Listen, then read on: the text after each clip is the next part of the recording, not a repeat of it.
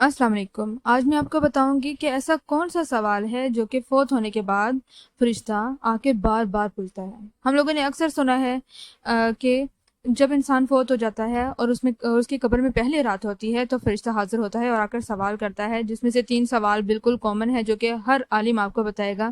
کہ پہلا سوال یہ ہوگا کہ آپ کا رب کون ہے، دوسرا سوال یہ ہوگا کہ آپ کا نبی کون ہے، اور تیسرا سوال یہ ہوگا کہ آپ کا مذہب کیا ہے۔ لیکن ایک چوتھا سوال جو کہ فرشتہ بار بار دہرائے گا وہ آپ کسی سے نہیں سنیں گے۔ یہ کیوں چھپایا جا رہا ہے، آج اس کی ریزن میں آپ کو بتاؤں گی، اور کیوں کوئی عالم ہمیں اس بارے میں گائیڈ نہیں کرتا۔ یہ جاننے کے لیے میری ویڈیو کو اینڈ تک دیکھیں تاکہ آپ میری ٹاپک کو کمپلیٹ سمجھ سکیں۔ ہاں جی، آج کا ہمارا ٹاپک بہت ہی امپورٹنٹ ہے اور میں چاہوں کہ آپ اسے غور سے سنیں اور سمجھیں اور اس پر عمل کرنے کی کوشش کریں۔ جب انسان فوت ہو جاتا ہے تو قبر میں پہلی رات فرشتہ حاضر ہوتا ہے جو کہ آ کے سوال کرتا ہے کہ ہمارا نبی کون ہے، ہمارا خدا کون ہے، ہمارا مذہب کون ہے۔ جو اللہ تعالیٰ کے نیک بندے ہیں وہ تو ان کا آنسر کلمہ پڑھتے ہی بتا دیں گے، جس کے بعد فرشتہ غائب ہو جائے گا۔ لیکن جو ہم جیسے گناہ گار بندے ہیں ان سے ایک سوال اور بھی ہوگا، کیونکہ ہم شاید وہ ٹھیک طرح سے نہ بتا سکیں، جس کے بارے میں ایک حدیث بھی ہے کہ حضرت اکرم صلی اللہ علیہ وسلم نے فرمایا ہے کہ جب آپ کا کوئی عزیز فوت ہو جائے تو اس کی قبر کے پاس بیٹھ کر اتنی دیر تک اللہ تعالیٰ کا ذکر کرو جب تک کہ ایک اونٹ کو قربان کر کے تقسیم نہیں کر دیا جاتا۔ یہ ایک حدیث ہے۔ اس کی ریزن کیا ہے؟ اس کی ریزن یہ ہے کہ اس وقت انسان خوف میں ہوتا ہے اور وہ آنسر نہیں دے پاتا۔ لیکن میں آج یہ ویڈیو بنانے کی ریزن یہ ہے کہ میں ان لوگوں کے بارے میں بتانا چاہتی ہوں کہ جو ہم جیسے گناہ گار لوگ ہیں، ان کے ساتھ کس طرح سے سوال ہوں گے اور وہ کس طرح سے جواب دیں گے۔ ہم میں سے اکثر لوگ جو ہیں وہ خود تحقیق کرنا پسند نہیں کرتے۔ ہم لوگ اپنے عالم، اپنے جو ہمارے پیر ہوتے ہیں، مرشد ہوتے ہیں، ہم انہی سے سوال کرتے ہیں اور وہ جو کہتے ہیں ہم اسی پر یقین کرتے ہیں اور خود اس بارے میں کوئی تحقیق نہیں کرتے، جس کی وجہ سے ہمارا جو عقیدہ ہے وہ ویسا نہیں رہا جیسا کہ ہونا چاہیے تھا اسلام کے بارے میں۔ اب میں آپ کو بتاتی کہ وہ چوتھا سوال کیا ہے۔ جب فرشتہ حاضر ہوگا اور وہ بندے سے سوال کرے گا کہ تمہارا خدا کون ہے، تو ایک گناہ گار بندے کے لیے یہ فوراً بتانا کہ میرا خدا اللہ ہے بہت مشکل ہوگا۔ پھر وہ سوال کرے گا تمہارا نبی کون ہے، پھر وہ سوال کرے گا تمہارا مذہب کیا ہے، اور چوتھا سوال جو کہ فرشتہ کرے گا وہ پوچھے گا کہ کیا تمہیں نہیں بتایا گیا کہ تمہارا خدا کون ہے؟ بندہ کہے گا کہ ہاں بتایا گیا تھا۔ کیا تمہارے پاس اللہ نے اپنا نبی نہیں بھیجا؟ تو بندہ کہے گا بالکل بھیجا تھا اللہ تعالیٰ نے۔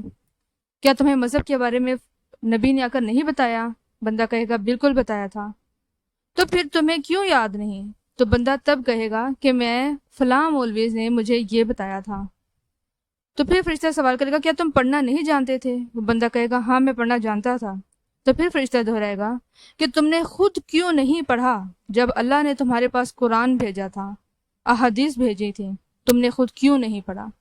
تب بندہ یہ دہرائے گا کہ میں فلاں مرشد کو، فلاں پیر کو مانتا تھا، میں فلاں عالم یا عالمہ کے پاس جاتا تھا، اس کی گرفت کی جائے۔ یہ بندہ خود سوال کرے گا کہ اس کو پکڑیں، اس کو پکڑا جائے جس نے مجھے غلط بتایا۔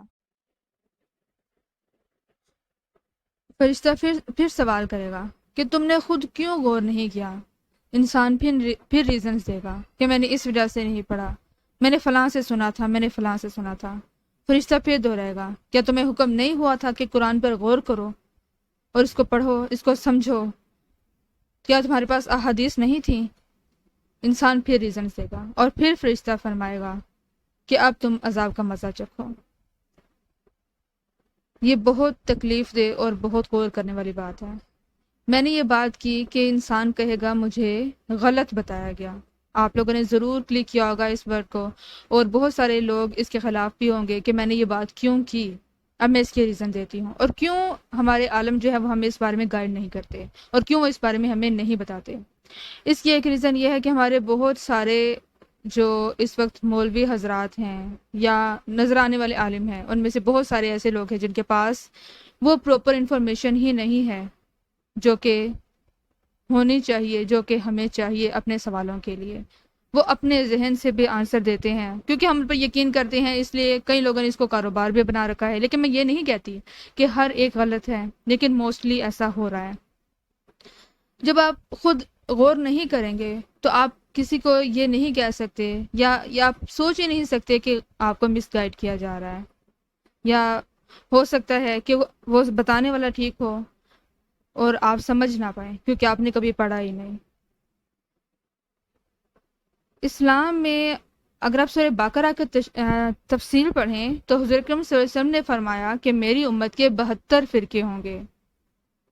اس وقت 72 فرقے ہیں، اور ہر ایک جو بھی اپنا سوال ہوتا ہے، جو بھی انفارمیشن چاہتا ہے، وہ یہی کوشش کرتا ہے کہ وہ اپنے فرقے کے عالم کے پاس جائے۔ جیسے کہ اب موسٹلی آپ دیکھیں، اہل حدیث، اہل سنت، اہل تشیع، سب نے اپنی مساجد تک الگ کر رکھی ہیں، حالانکہ قرآن پاک ایک ہے، ہمارا نبی ایک ہے، ہمارا خدا ایک ہے، لیکن پھر بھی ہم ایسا کرتے ہیں۔ اگر ہمارا کوئی سوال ہوتا ہے تو ہم پہلے یہ غور کرتے ہیں، پہلے یہ پتہ کرتے ہیں کہ جس ہم عالم سے پوچھ رہے ہیں کیا وہ ہمارے فرقے کا ہے، کیا وہ اہل سنت ہے۔ کیوں ہمارے عالم جو ہیں، ہمارے جو مولوی حضرات ہیں، جو مختلف فرقوں سے تعلق رکھتے ہیں، ان کے بیان ایک نہیں ہوتے۔ ان کے آپ کوئی بھی بیان سن لیں، آپس میں وہ تکرار کرتے ہیں، کوئی بھی مسئلہ ہو ان کے آپس میں تکرار ہوتی ہے، جبکہ قرآن نے تو ایک ہی حکم دیا ہے، تو پھر تکرار کیوں ہے؟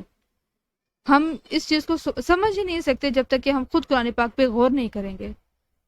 ہم نے قرآن پاک کو ایک سائڈ پہ کر دیا ہے، احادیث کو سائڈ پر کر دیا ہے، اور ہم لوگ خود اس پر غور کرنے کے بجائے، اس پر ٹائم سپینڈ کرنے کے بجائے، ہم لوگ کوشش کرتے ہیں کہ ہمیں بس سنی سنائی بات پتہ چل جائے، ہم اسی پر یقین کر لیں، کیونکہ ہمارے اس عالم نے کہا، کیونکہ ہمارے فرقے کے اس بندے نے کہہ دیا ہے، تو یہی سچ ہے۔ اور یہی وجہ ہے کہ ہمارے عالم اس چوتھے سوال کا ذکر ہی نہیں کرتے، کیونکہ وہ بھی شاید یہی نہیں چاہتے کہ ہم خود غور کریں، خود پڑھیں۔ میری آپ لوگوں سے یہی ریکویسٹ ہے کہ خود قرآن پاک کو پڑھیں۔